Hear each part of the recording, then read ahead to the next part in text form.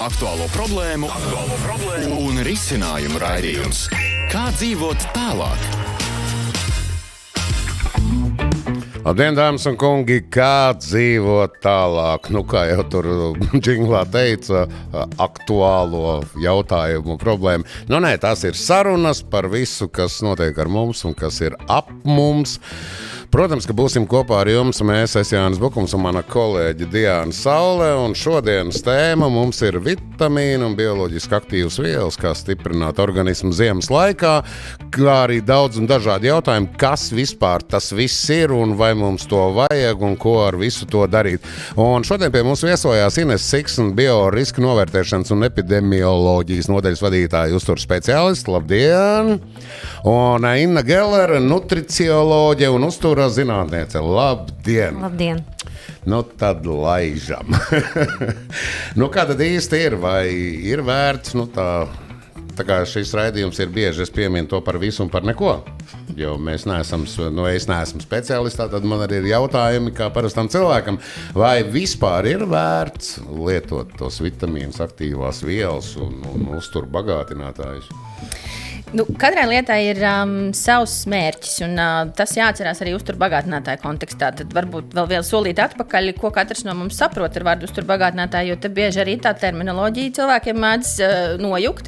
Tad tās nav tās vielas, ko mēs saucam par pārtikas piedāvājumu, ko pievieno produktam, lai tās uzturētu kādas konkrētas īpašības. Tad tas ir kaut kas, ko mēs lietojam paši uzturā, lai tas mērķis oriģinālais ir, lai izvairītos no kādas uzturvielas trūkuma. Tad mums ir noteikti uzturvielu vajadzības. Mums vajag gan olbaltumvielas, gan taukus, gan ogļhidrātus, vitamīnus, minerālvielas, veselu strīpu ar aktīvām lietām, lai mēs varētu vienkārši darboties, lai mums būtu pietiekami spēka, pietiekami enerģijas, pietiekami aktīvs prāts un tā tālāk. Ļoti daudz īstenībā to funkciju, kas cilvēkam mūsdienās ir jāveic, bet te arī jāatcerās, ka mēs katrs esam atšķirīgs. Mums viens ir, piemēram, mēs sēžam šeit siltā telpā, komfortā diezgan, citi varbūt strādā ārā augstumā, un arī šeit tās atšķirības uzturvielu vajadzībās būs diezgan lielas.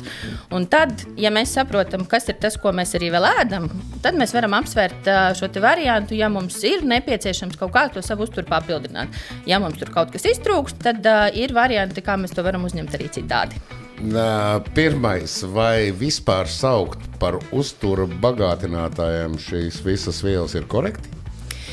Uzturbagātinātāji ir pārtikas produkti. Pirmkārt, tas arī jāatcerās, ka tas nav kaut kas mistisks, tās nav zāles. Tas arī ir ļoti svarīgs moments, tad mums nedrīkstētu arī piedēvēt uzturbagātinātājiem kādas īpašības, kas teiktu, ka tas jūs atbrīvos no kādas saslimšanas. Tā ir tā būtu nekorekta rīcība. Uzturbagātinātāja mērķis ir pamatā palīdzēt papildināt to uzturu tur, kur tas varētu trūkt, vai, ja tā ir, piemēram, lielāka slodze. Otrs, kas jāatcerās ir un ko katrs īstenībā var arī pārbaudīt. Ja ir kaut kas, ko jūs gribat iegādāties, bet jūs gribat būt droši, ka tas tiešām ir drošs produkts, tad publiski pieejams ir Pārtikas un veterinārā dienestā uzturbagātinātāju reģistrs. Tur ir visi Latvijā reģistrētie uzturbagātinātāji. Dievs sargi mūs latvieši no tiem reģistriem, no internetā informācijas. Man te jau ir izrakstīts, tur viss sastāv no kaut kādiem kosmiskiem svešvārdiem, kur tu skaties, kam tas man ir tas vajadzīgs. Var palīdzēt, piemēram, brīdī, ja jūs vai kāds jums iesaka, kāds speciālists jums saka, jums vajadzētu, piemēram, kaut ko konkrētu uzturā lietot, tad tas reģistrs patiesībā palīdz jau iepriekš pirms iešanas uz aptieku vai uz kādu citu tirzniecības vietu, un lai neapjuktu no šīm daudzajām reklāmām, tad tur var mierīgā gaisotnē papētīt, kāds tad ir sastāvs, jo daudzos gadījumos nevienmēr tas uzturvielas daudzums ir pietiekams vai lielāks vai tāds, kā jums vajag. Jūs apjūkat no, produktu iepakojumu, reklāmu intensitātes vai citiem iemesliem. Inna, sākšu es ar pirmo jautājumu. Kas vispār ir nutricioloģija? Es pat no sākuma domāju, ka jūsu profesijas nosaukums ir ar kļūdu uzrakstīts ar C burtu. Es īstenībā domāju, ka latviešu valodā joprojām ir tikai uzturas speciālists, kā tāda kvalifikācija eksistē, bet šobrīd jo vairāk tiek izmantots tieši nutriciologs kā termins, jo uzturas speciālists ir cilvēks ar bakalaura izglītību uzturas zinātnē, un tas ir cilvēks, kas ir tiesīgs konsultēt cilvēkus, tieši uztura jautājumos, kā arī rekomendēt uztura bagātinātājus. Es no savas puses esmu uzturas zinātniece, tā kā man nav bakalaurs, bet man ir maģistra grāds. Es lasu lekcijas, es strādāju kā pasniedzēja, stāstu par uztura bagātinātājiem, par pārtiku, par hormonālo veselību. Tā kā nutricioloģija, tas ir, pa lielam šobrīd par nutriciologu var tik nosaukts cilvēks, kurš vispār ir izgājis kaut kādus kursus uzturā un jau varētu tikt dēvēts par nutriciologu. Internets pacieš visu. Tieši tā. Mēs smējāmies, ja kaut kas liekas jocīgi, tad saka, nē, tā nevar būt, jo taču tik tā kā teica, ka ir tā, jā. Ok, skaidrs, mums ir nutricioloģiju. Jūs arī piekrītat, ka tā kā tie uzturbagātinātāji ir vajadzīgi cilvēkam? Es uzskatu, ka mēs nevaram šobrīd vairs dzīvot bez tiem. Bet kā mēs esam nodzīvojušies tik tālu, ka pēdējos 5000 gadus mēs ziemeļos tā kā varējām, un tagad kopš parādījās labi ceļi, kā pārdot, tanī brīdī pēkšņi mums parādījās ļoti daudz vitāli vajadzības, kuras, ja es pat nelietošu, visticamāk, ka nomiršu. Es paturpināšu, vēl pirms 50-70 gadiem tas bija pilnīgi iespējams, un cilvēki pat nezināja, kas tas ir, jo lielākā daļa vitamīnu tika atklāta tikai 20. gadsimtā. Vienkārši, lai jūs saprastu, ka tas viss ir ļoti, ļoti svaigs un jauns. Par minerāliem mēs vispār uzzinājām salīdzinoši nesen. Tā kā vēl pirms 50-70 gadiem, protams, neviens neko nav lietojis, un arī nebija tādas vajadzības, jo augsne bija cita pirmkārt. Šobrīd mums jau produktu dārziņu augļu ražošana ir tik ātra, kolosāla, tās vajadzības ir milzīgas, ka mums tiešām ir jāizaudzē tie visi pētersīļi un tomāti un gurķi un tā tālāk vienkārši kaut kādā kosmiskā tempā. Un, protams, tas augsniņš vienkārši nepaspēja paņemt tos vitamīnus un minerālu vielas no augsnes, un arī augsne vairs nav tā.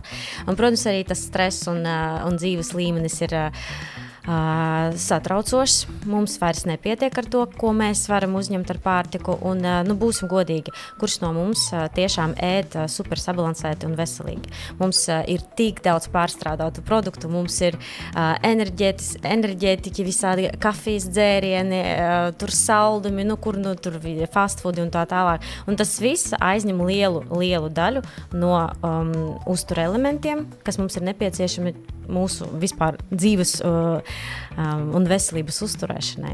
Bet vai nebūtu pareizāk konceptuāli vispār pašu pārtikas ražošanu un gatavošanu mainīt, lai viņi būtu pilnvērtīgāk un kvalitīvāk, nevis saglabāt to pašu ļoti slikto, bet vēl pielikt klāt ekstras, par kurām arī īsti nav skaidrs, vai viņas ir labas?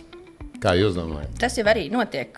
Arī ražotāji ļoti aktīvi iesaistās šajā procesā, bet papildinot to, ko Inna vēl minēja, arī tas, ka mums šie produkti, ko mēs ikdienā saņemam, ir vairāk pārstrādāti. Mums vajag ātru risinājumu, tāpēc daudz iespējams arī ķerās pie uzturu bagātinātājiem, un tāpēc arī ražotāji cenšas gan papildināt savus produktus, piemēram, zinot, ka viņam, ņemot vērā, ka, piemēram, tiem pašiem augļiem, dārzeņiem, graudaugu produktiem no ražas varbūt atkarīgs šis te uzturvielu saturs, tad dažos gadījumos ražotājs izvēlās pievienot šeit šo vitamīnu vai minerālu vielu vai kādu citu aktīvo vielu, kas to produktu padara vērtīgāku. Bet tas ir arī kaut kādā mērā saistīts ar to, ka patērētājs prasa. Un ja mēs skatāmies no pārtikas patēriņa pētījumiem, mēs redzam, ka tas uzturvielu uzņemtais daudzums nav tas, kā tas būtu rekomendējams. Tātad mums ir atsevišķi uzturvielu iztrūkums. Jā, mēs varam runāt par mazām detaļām, bet bieži vien stāsts ir tieši par to dažādību, par to, ka daudziem nav laika vairs gatavot mājās, nav laika pārdomāt par to, ko tad īsti ēst un arī atbilstoši novērtēt to, kas viņam ir nepieciešams. Ir tāda manis izdomāta sadaļa, tauta runā, vai mīts vai patiesība. Tas ir mīts vai patiesība, jūsuprāt, ka vitamīni un arī pārtikas bagātinātāji, ka mūsu organismi īsti viņus neuzņem. Un kāds 70-80% mums kā vistiņām pa taisno aiziet, ja? Un kad arī ļoti bieži organisms dīvaini reaģē, ka viņš tā kā mūsu operētāja sistēma nolasa, iedzerot kaut kādu vitamīnu kompleksu, ka mums ir kaut kāda viela pa daudz, un viņš tā kā bišķiņ samazina ražošanu. Un sākās kaut kāds disbalans. Tas ir mīts vai patiesība? Tas ir mīts. Mīts, jā. Protams. Jā, tie ir bioķīmiski. Mēs zinām, kā mums notiek visi cikli, krepsa cikls tur un pārējie. Un mēs zinām, kāda vitamīna un minerālu vielas tiek pielietotas tajā vai citā procesā, tīri iekšēji organismā. Un tāpēc mums ir vitamīni un minerālu vielas un arī neaizstājumās, piemēram, taukskābes, kuras mums ir jāuzņem ar pārtiku. Ja cilvēks neuzņems to, tad viņš vienkārši neizdzīvos. Kā mēs ēdam ne tikai tāpēc, ka mums ir nepieciešama enerģija, mēs ēdam arī dēļ visām tām uzturvielām. Tāpēc tas mums ir vajadzīgs. Runājot par uzturu bagātinātājiem, protams, ir vienkārši, konfektes, laikam nosauksim tā, kad jūs pērkat, kaut kādas kapsulas vai tabletes, kas ir īstenībā tukšas.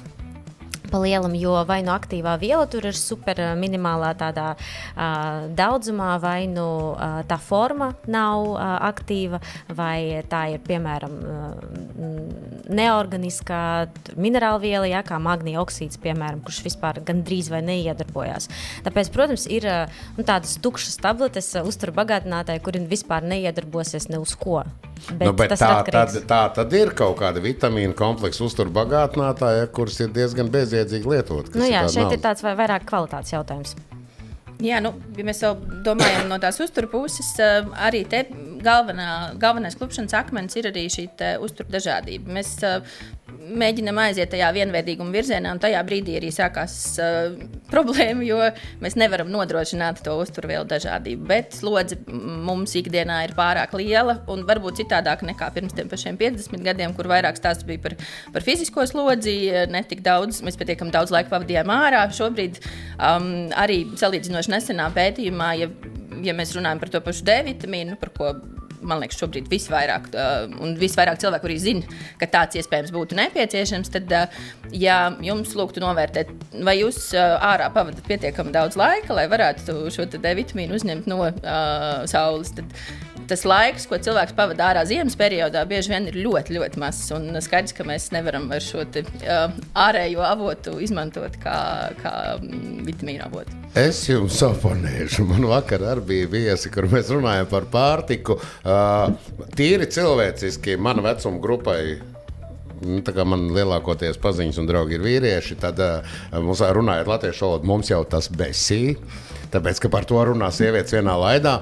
D vitamīnu. Mēs esam ziemeļnieki. Mēs esam pieraduši, ka mums 9 mēnešus ir tumsa. Nekad nav bijis tā, ka mēs baigi. Un vīrieši salasa arī pa to īso vasaru kaut kā kaklu un seju sarkanu.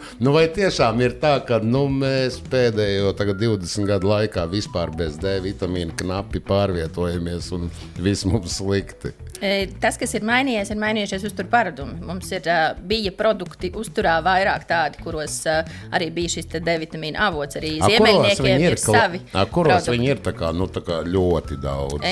Piemēram, ziemeļnieku viens no uzturproduktiem, kas tiek izmantots, ir aknas, arī zivju aknas. Bet te mums atkal ir tā otra puse, kur mēs zinām, ka, pieņemsim tā Baltijas jūras vide nav tik tīra, kā mums vajadzētu. Tur nāk klāt arī bieži vien kādas nelabvēlīgās vielas, kā piemēram smagie metāli, kurus mēs negribam tai savai aknai dot.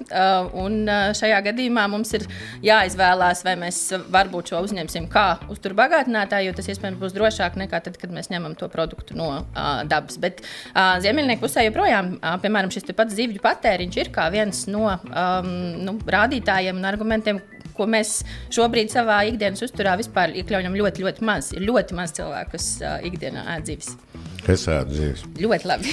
Es nedaudz papildināšu. Es domāju, ka šeit vairāk ir jautājums nevis par avotiem, bet par uzsūkšanās spēju, jo D vitamīns neuzsūksies, ja pilnvērtīgi nestrādā aknas un žults attece. Un mēs šobrīd zinām, ka cilvēkiem ir sava veida problēmas ar detoksikācijas funkcijām, kas, protams, arī ietekmē aknu veselību. Mēs lietojam alkoholu, lietojam pārstrādātos produktus, lietojam ļoti daudz cukuru. Tas viss, medikamenti, protams, arī. Jā, tas viss ļoti šausmīgā veidā ietekmē aknu veselību, kas arī ierobežo D vitamīna uzsūkšanās spējas. Un vēl viens faktors ir aptaukošanās. Jo vairāk cilvēkam ir tauku masa, jo vairāk viņam ir nepieciešams D vitamīns proporcionāli. Un mēs zinām, ka Latvija ir topā aptaukošanās statistikā Eiropā, un aptaukošanās un cilvēki ar lieko svaru mums ir lielākā daļa no iedzīvotājiem. Tāpēc arī masveidā tas D vitamīna deficīts ir šobrīd tiešām problēma. Es to visu klausos, un man nepamet sajūta, ka tā ir kaut kāda tāda sazvērstības līmeņa, trauksmes celšana vispārējais. Jūs teicāt, mēs esam tā kā pirmajā vietā Latvijā aptaukošanās, bet no kā tiek ņemti parametri? Ar Itāliju, Spāniju, Francijas dienvidiem, Kanārijām, visa tā līnija, kas ir absolūti dienvidi, kur ir 30 grādi. Es esmu dzīvojis dienvidos, novājēju gadu laikā pa kādiem 30 kilogramiem. Neko nemainot un vedot sliktu dzīvesveidu un visu pārējo. Es domāju, ka to nevar salīdzināt. Mēs esam ziemeļos. Ziemeļos tā kā cilvēki ir mazliet, mums ir augsts ārā.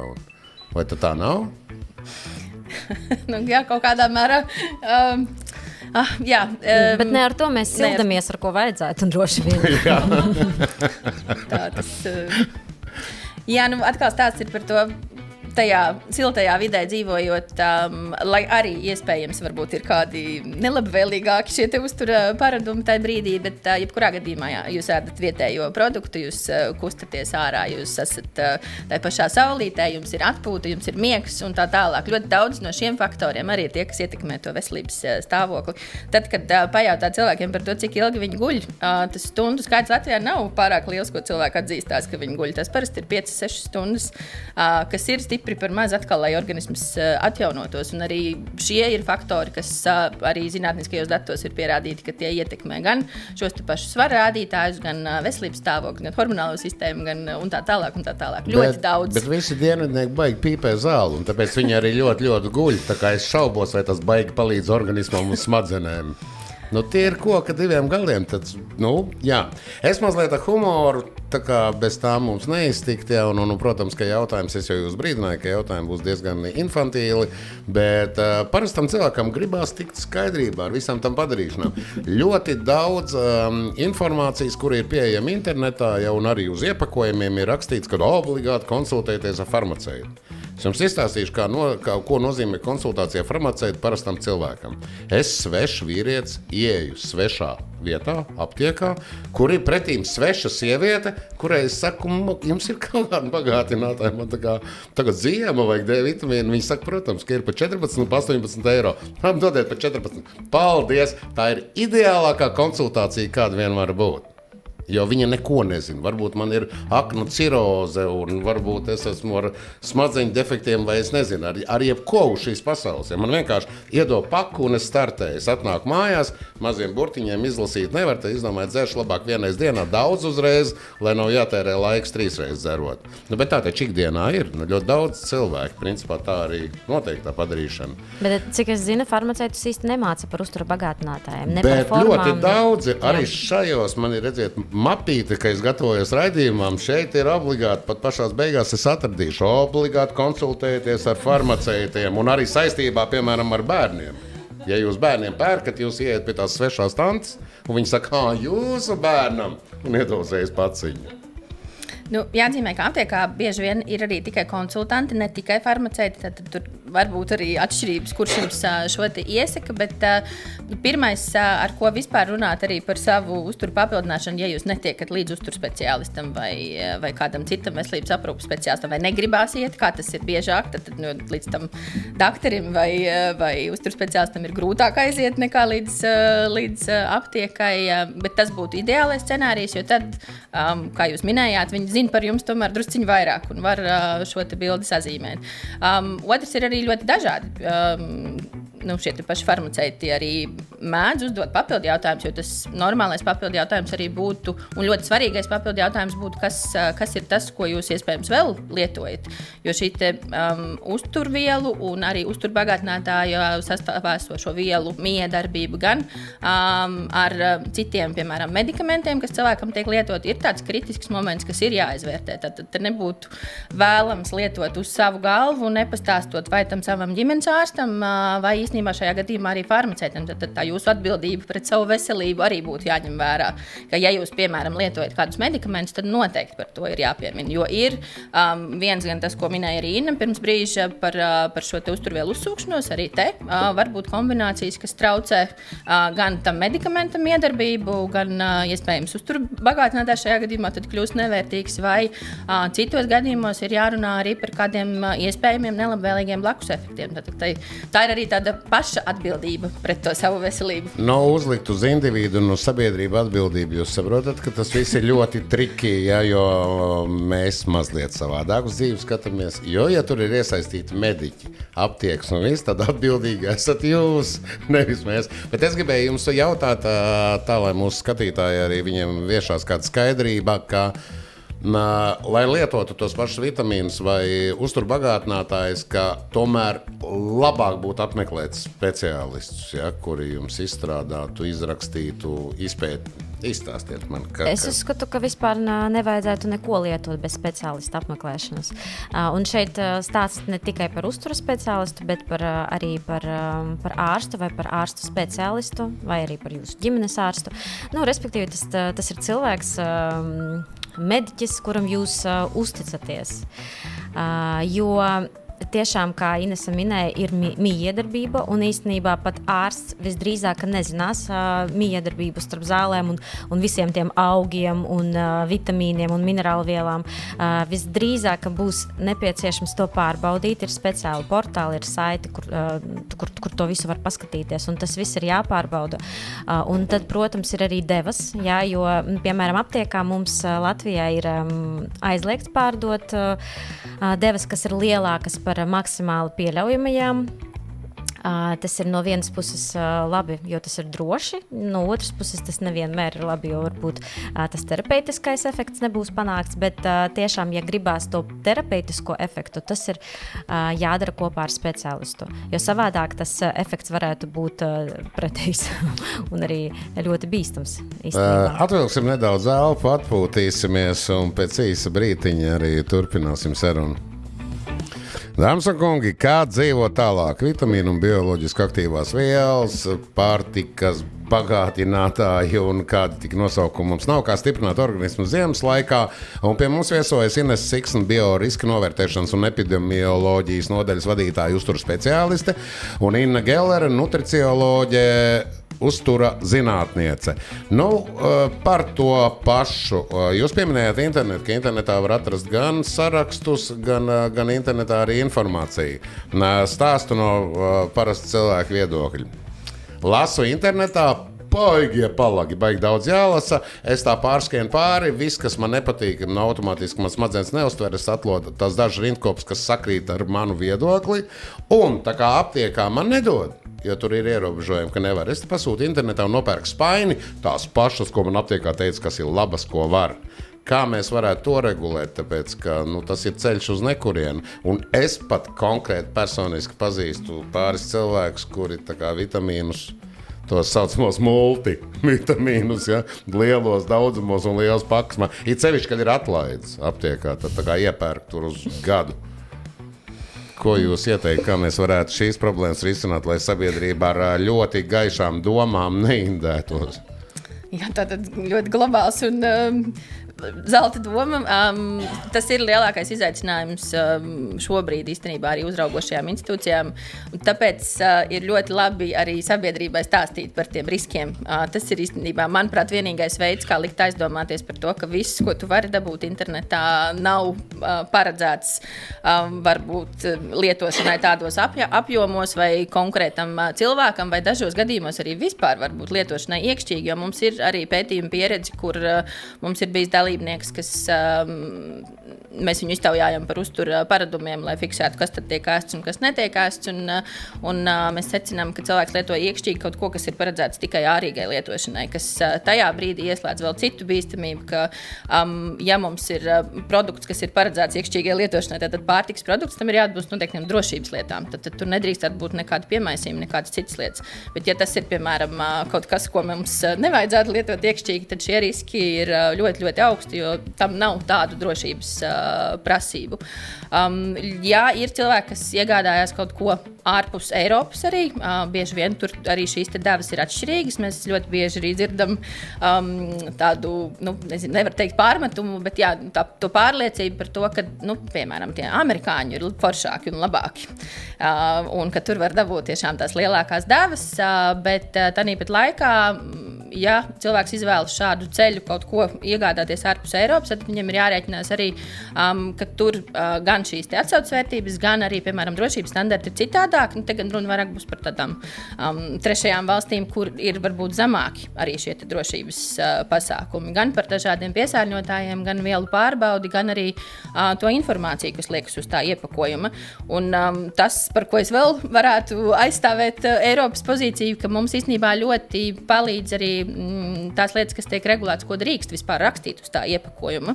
Mērķis jau arī ir parādīt tam cilvēkam, vai vieglāk veikt šo te izvēli produktu iegādē un arī šie te apgalvojumi par to, ko tas produkts vai uzturviela varētu darīt. Arī te ir tāds ierobežots saraksts. Nav tā, ka mēs varam apgalvot jebko, ka šī uzturviela jums tagad atrisinās visas jūsu dzīves problēmas, bet ir tikai konkrēti efekti, kas ir zinātniski pierādīti. Un tas arī ir tas, kas atšķirās starp to, par ko mēs runājam Eiropā un par ko mēs runājam ārpus Eiropas. Baigi jau labi būtu uz tiem iepakojumiem arī tos burtiņus palielināt, jo tur ļoti bieži viss ir aprakstīts, tikai nevar izlasīt vienkārši nevienā variantā, pat fotografējot to telefonu tur kameru. Es gribēju jums jautāt, publiskajā telpā, protams, ka ir ārkārtīgi daudz informācijas saistībā ar šo visu, par ko mēs runājam, un ir ārkārtīgi daudz speciālisti un zinātāji, kā pie mums ir pieņemts, un tad ir, piemēram, tādi ieteikumi.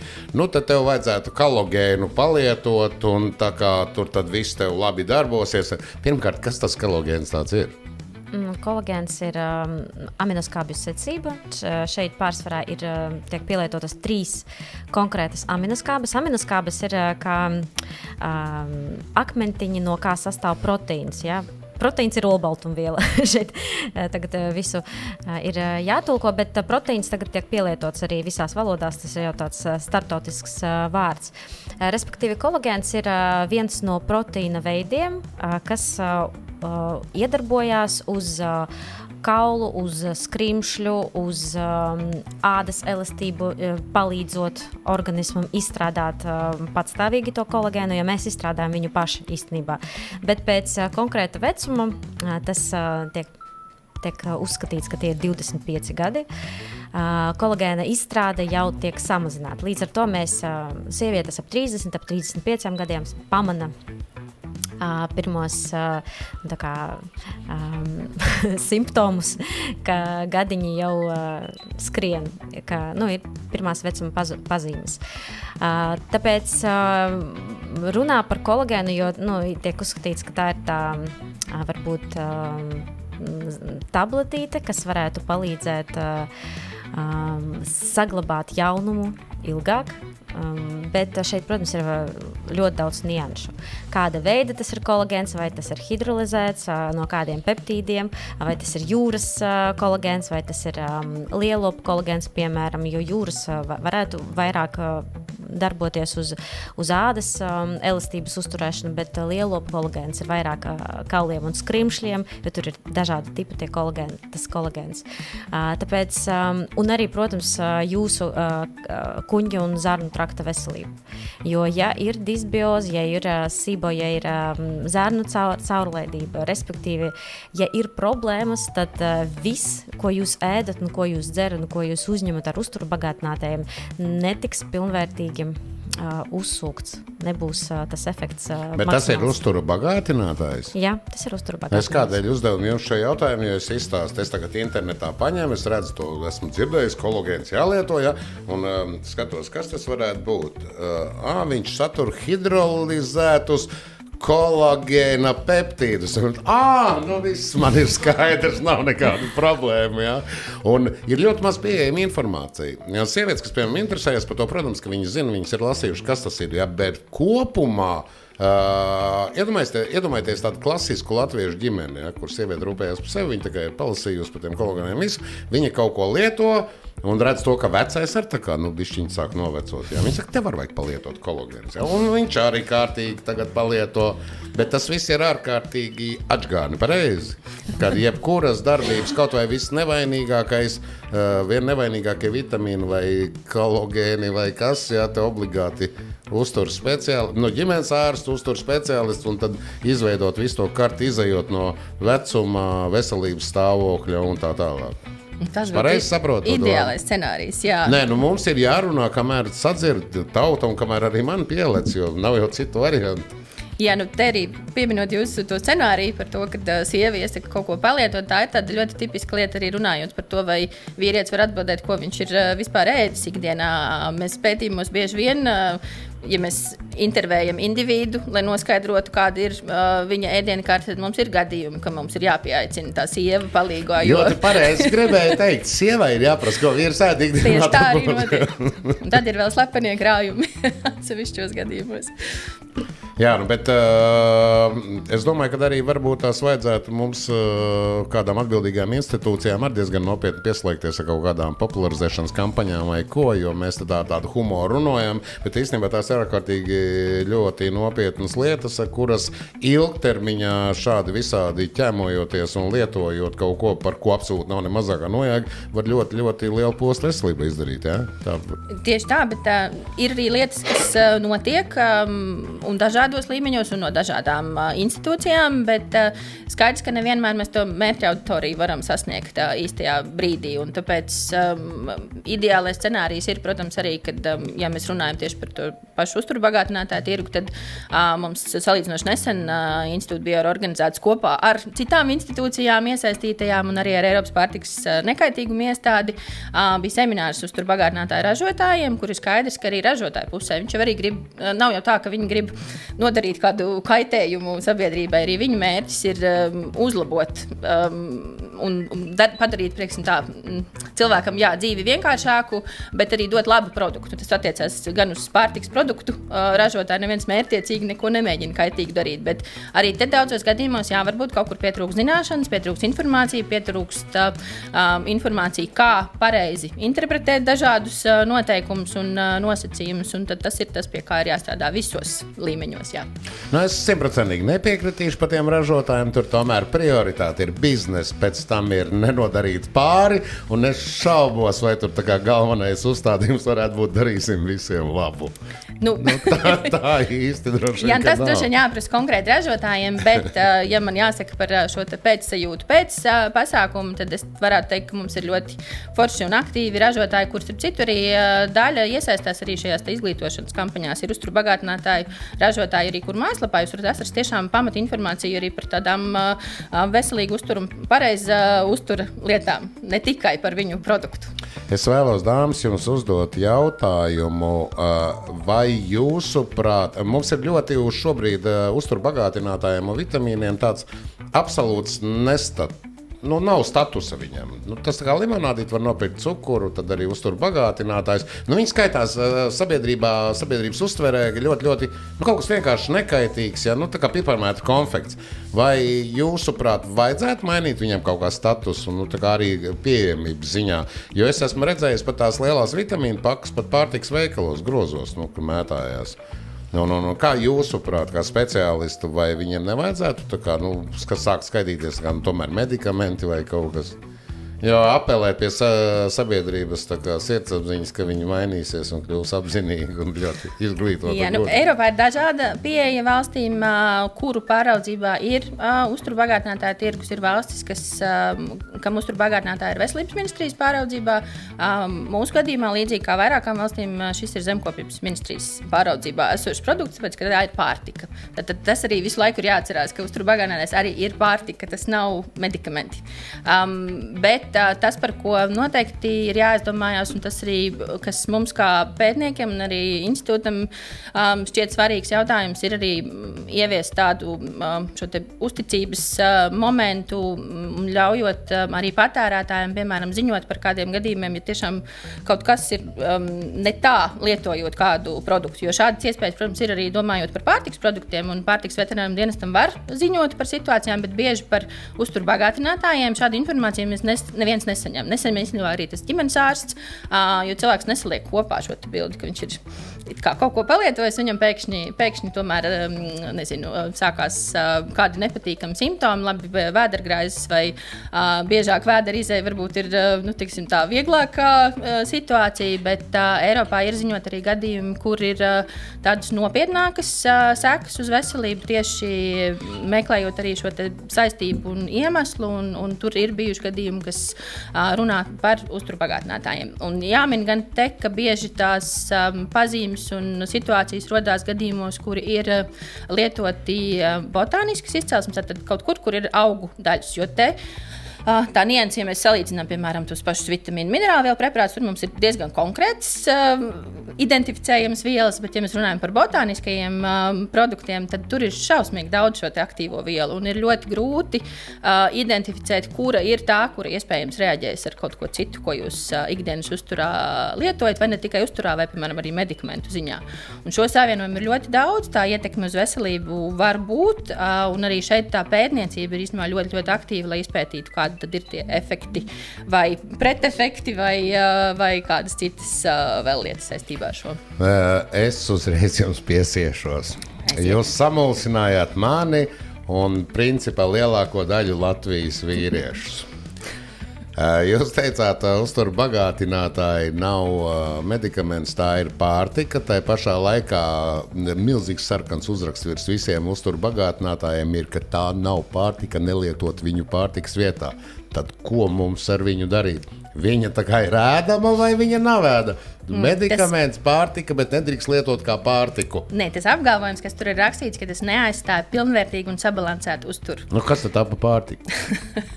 Mērķis ir pateikt, ka tu nevari ar uzturbagātinātāju un neēst vairs pārtikas produktus. Tas ir mērķis kaut ko papildināt ar to, ko mēs iesākām īstenībā raidījumu, kad ir jāsaprot, ar kādu nolūku kaut kāds produkts tiek lietots. Tad, ja es zinu, ka es, piemēram, nedēļas ietveros vai mēneša ietveros, man nebūs pieejami svaigi augļi un dārzeņi, es uzreiz arī varu apzināties, ka man visdrīzāk būs par maz C vitamīnu. Man ir jādomā par C vitamīnu avotu. Vai nu es to izvēlos uzturbagātinātāju formātā, vai es atrodu kādu cita veida produktu, piemēram, izvelku no saldētavas, tomēr savas saldētās ogas un ēdu tās.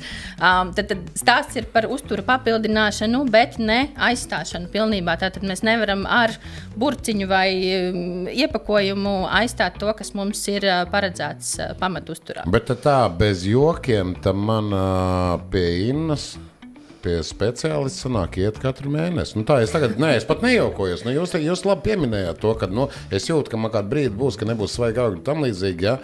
es nevaru pieņemt lēmumu tagad. Man liekas, ka man pietrūkst tur kolagēnu un C vitamīnu. Ja? Tas tā nenotiek. Ja?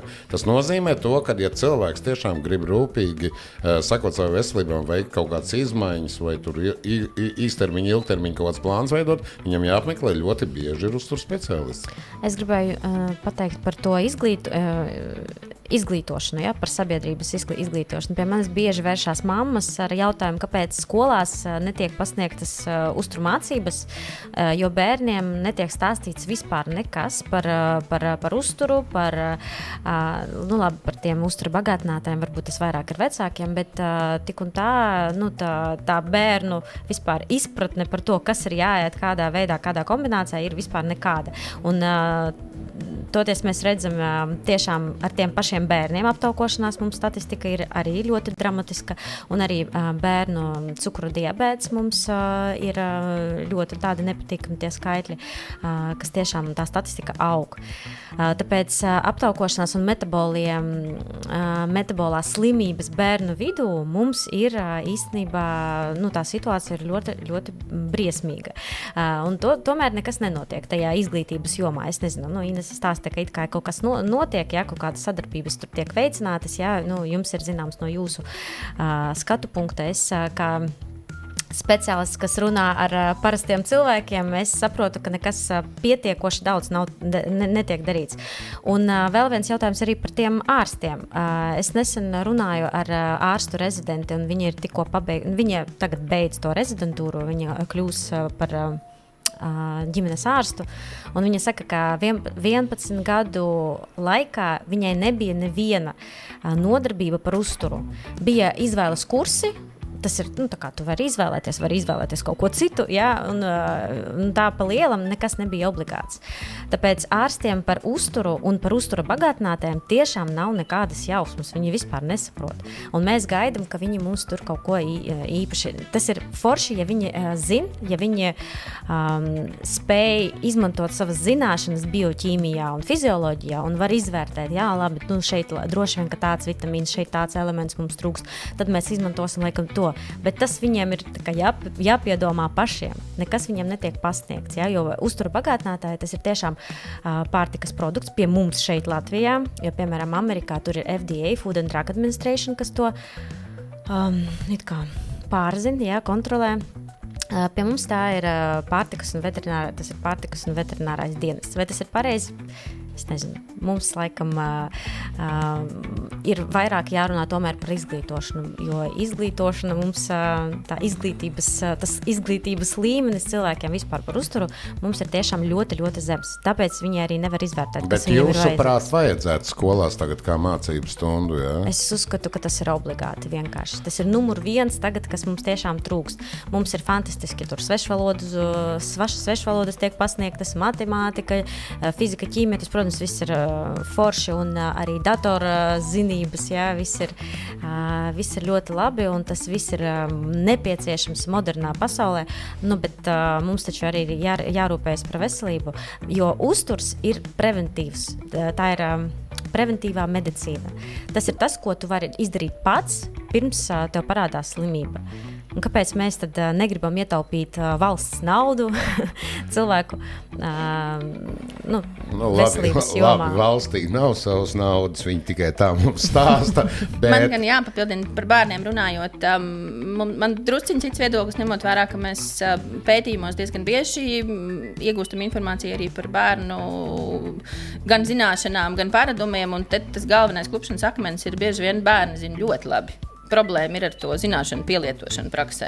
Viņš var atbildēt uz jautājumiem, viņš ļoti labi pārzina iespējams atsevišķus, pat var nosaukt uzturvielas, var nosaukt, kam būtu vajadzīgs, bet stāsts ir par to, ko mēs pēc tam izmantojam no tā visa. Bet sakiet, bērniem uz šobrīd skolā ir tā ēšana tāda sabalansēta kaut cik, un vai viņi vienkārši ir simboliski pamatbāze? Tāda? Tas ir atkarīgs no skolas. Es pateikšu par savu pieredzi. Mani bērni iet privātā bērnu dārzā, un turpat arī ir skola, un mums ir vienkārši šausmīga tā ēdināšana. Mēs skatāmies katru nedēļu, es un vēl pāris mammas, mums ir tāda izveidota kā komisija, un mēs rakstam gan direktoram, gan tās ēdnīcas vadītājiem par to, ka tas, ko viņi tur saraksta, tas neatbilst realitātei, jo elementāri viņi liek visādus desertus, tur gan cepumiņus, gan sieriņus un tā tālāk, un uztura vērtībā tur viņi liek 0,5 grami cukura dienā, kas nav taisnība. Un tā tas ir bijis gadiem ilgi, un neviens to nav mainījis, bet mēs zinām, ka pēc ministru kabineta noteikuma bērniem pirmskolas un arī skolas izglītības jomā maksimāli pieļaujamais cukura daudzums ir 11 grami dienā. Kas ir 11 grami dienā? Tā ir puspaciņa sulas.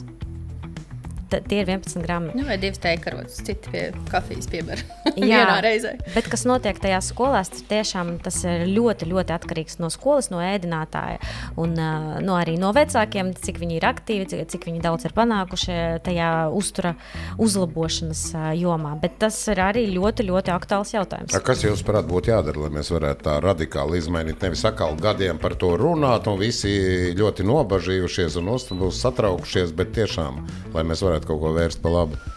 Mums ir budžets, katrai skolai, nezinu, ir valsts apmaksāta summa, cik tiek apmaksātas no valsts budžeta katram bērnam par to ēdināšanu. Un, protams, tā summa nav pietiekoša. Šobrīd, protams, ēdinātājs var atļauties tikai baltu maizi ar džemu un, putras, un arī, tur, protams, ir kaut kādas zupiņas pusdienās, bet tur neiet runa par šķiedrvielu daudzumu, par adekvātu olbaltumvielu daudzumu un tā tālāk. Tur ir viss ierobežots tā budžeta dēļ. Pirmais, protams, ir budžets, un otrais ir izglītošana. Jā, protams, tas būtu fantastiski, ja katrai skolai vai pirmskolas izglītības iestādei būtu pievērsts uztura speciālists vai uztura zinātnieks un cilvēks ar izglītību, kas varētu izvērtēt to ēdienkarti vai izstrādāt ēdienkarti, sabalansēt, pievienot pākšaugus, kuri netiek pielietoti. Jo bērni, protams, viņi ēdīs to, ko tu viņiem dosi. Ja? Mēs varam izglītot mūsu bērnus mājās, tas ir tas, ar ko mēs nodarbojamies, bet tomēr viņi diezgan daudz laika pavada tajā skolā vai bērnu dārzā. Un es kā mamma, piemēram, man ļoti gribētos, lai tiešām tur tā bāze, tā uztura bāze viņiem būtu nodrošināta arī skolā. Jāsāk par to ļoti skaļi runāt, jo sabiedrība tas ir skaidrs. Mums vīrieši, kamēr nenokrīt roka, tikmēr pie doktora neiet, bet vismaz tad, lai bērni aug mums veseli. Sakiet, lūdzu, jūsu prāta bērniem vajadzētu lietot vitamīnus un uzturu bagātinātājs? Izņemot kādas specifiskas slimības vai kaitas vai vajadzības, kur tiešām tas ir vajadzīgs, bet tā kopumā. Kopumā es uzskatu, bērns ir tas pats cilvēks, tikai maziņš. Viņam ir tās pašas vajadzības. Bet nav tā, ka vecāki citreiz, mēs lietojam un bērnam ar, lai spēks būtu ziemai, lai vitamīnu, mēs tikai viņam arī ieberam kaut ko. Prātīgi ir jāskatās, kas tiešām tam bērnam ir vajadzīgi. Ja bērns neēd augļus un dārziņus, tad ir jāskatās, kādi tur multivitamīni varētu viņam tikt pielietota, vai šķiedrvielas tādā veidā, kas viņam būtu garšīgas, piemēram. Viņš neēd tos dārziņus, ko tu darīsi? Tad tu skatīsies pulverveidīgās šķiedrvielas, kas ir īstenībā normāli pielietot, gan olbaltumvielas pulverveidīgas ar normālu kvalitatīvu sastāvu, gan arī šķiedrvielas, tas ir normāli. Galvenais, lai tam bērnam būtu nodrošināta tā bāze, jo savādāk viņš vienkārši aizies deficītos. Jautājums arī, cik daudz vecāks zina par to, ko viņa bērns ēd. Bieži vien tas iztrūkums ir, ka arī vecāks nepainteresējās iespējams par to, vai bērns ir paēdis šīs pusdienas skolā vai nav paēdis. Kaut arī ir, piemēram, vēl joprojām daudz pašvaldības, kas nodrošina šīs bezmaksas pusdienas, un tā arī tāda īstenībā, es teiktu, ļoti forša lieta, kas daudzās valstīs nemaz nav pieejama. Mums ir tās siltās maltītes, kas tiešām dažu ģimeņu gadījumā ir ļoti kritiski svarīgs punkts, bet arī painteresēties, ko tas bērns ēd, kā viņš izlieto savu kabatas naudiņu, ja tāda ir, un noteikti par ko ir jāizdomājās ir par šo bērnu noslodzi, cik daudz aktivitātēs pēc skolas viņš ir iesaistīts, kurš ir tas brīdis, kurā viņš paspēja paēst, vai viņam ir kaut kas, ko iedot līdzi, un tajā gadījumā tad kopā ar speciālistu izvērtēt, varbūt, ka tā slodze ir lielāka nekā viņš spēja uzņemt uzturvielas, bet pilnīgi noteikti ne tā, ka automātiski uzreiz kaut ko lietot. Sakiet, tiešām tā ir. Mēs jūs minējāt pirms tam zivis, un piemēram, ja es neēstu zivis, tad man iztrūkst viena tā kā vesela grupa, tiešām es varu to aizstāt ar uzturbagātinātājiem. Te būtu stāsts par omega-3 taukskābēm, kurām arī ir zinātniski pamatota informācija par to, kāds ir šis labvēlīgais efekts, gan domājot par šo sirds un asinsvadu veselību. Tad, ja zīves uzturā netiek lietots, var, protams, domāt par augu eļļām, ar kurām kaut kā daļēji aizstāt, bet zinot, cik liela daļa sabiedrības nelieto zīves uzturā, tas būtu kaut kas tāds, par ko es aizdomātos. Tie, kas ēd un ēd regulāri, tad tas varbūt nebūtu tāds pirmās nepieciešamības. Cik grupas mēs vispār varam aizstāt? Piemēram, neēd zivis, neēd dārzeņus, un vēl, piemēram, 3, 4, 5 grupas, un aizstāt viņas ar uzturbagātinātājiem. Tas galā sanāks tas, ka, sanāks, ka principā ēd to tikai. Pa lielam var aizstāt visu, tā ir taisnība. Vienkārši ne katrs cilvēks zinās, kā to izdarīt. Jā, bet jūs pirms tam minējāt to, ka viņi nedrīkst aizstāt pārtiku. Jā? Cik tas ir procentuāli? Cik procentuāli to var aizstāt? Lai vispār kuņas nepārstātu darboties? Gremošanas sistēmai droši vien būtu ko par tur čipsi palīdz. Uzturbagātinātāja mērķis nav aizstāt pārtiku. Nav paredzēts pilnā mērā, varbūt runājam par tiem, kas lido kosmosā, viņiem ir specifiska pārtika, bet arī tur bieži vien ir dehidrēti pārtikas produkti tieši ar konkrētu mērķi, augstāku uzturvērtību iespējams, bet uzturbagātinātāja mērķis noteikti nebūs aizstāt pārtiku. Bet procentuāli nav tāds skaitlis, cik apmēram varētu būt tā kritiskā, ko nevajadzētu pārkāpt? Jautājums, jebkurā gadījumā būs par to, cik ilgi kaut kas tāds tiek lietots, vai tā ir runa arī par vienu dienu, vai runa ir par mēnešiem ilgu periodu. Vienā brīdī cilvēks nespēs vairs aiziet uz labierīcībām un būs ļoti nelaimīgs, tāpēc, ka viņa gremošanas sistēma vairs nevēlas strādāt. Ziniet, ir tāds piemērs manā praksē. Pie manis vēršas sieviete un saka, es negribu pilnīgi ēst gaļu, man vispār kaut kā negribās, agrāk es ēdu, tagad vairs ne, un es saku, labi, un kā izskatās šobrīd jūsu ēdienkarta, ko jūs ēdat? Tur no rīta man ir tur putra ar augļiem, pēc 2 stundām man tur ir sviestmaize, tur ar vēl, respektīvi viņi ēd maizi un ātros ogļhidrātus visas dienas garumā. Un tiešām gaļu negribas, kad tu esi uz ātrajiem tiem ogļhidrātiem visu dienu, jo tur paceļās tev glikoze tad krītās, un lai tā glikoze būtu visu laiku augšā, mums gribās ātros ogļhidrātus, un līdz ar to mēs tiekamies pēc tās ātrās enerģijas. Un, protams, gaļa ir diezgan sarežģīts kuņģim produkts, tā ir jāpārstrādā, tur ir ļoti sarežģīts tas uzturvielu uzsūkšanās process, un, protams, kad mēs meklējam tādu vieglu risinājumu, mēs neiesim pēc gaļas, mēs iesim pēc maizes. Šitas ir skaists, atvainojos, man jūs jāpārtrauc. Jums laiks ir beidzies, nemeklēsim vieglus risinājumus, vērsīsimies pie speciālistiem, izmantosim galvu, domāsim, būsim uzmanīgi, saudzēsim sevi un apkārtējos, visiem veselību. Liels paldies, ka atvēlējāt laiku, lai mums brīnišķīgi šī diena un arī jau nedēļas nogale, kura tuvojās. Paldies visiem un tā. Aktuālo problēmu un risinājumu raidījums. Kā dzīvot tālāk?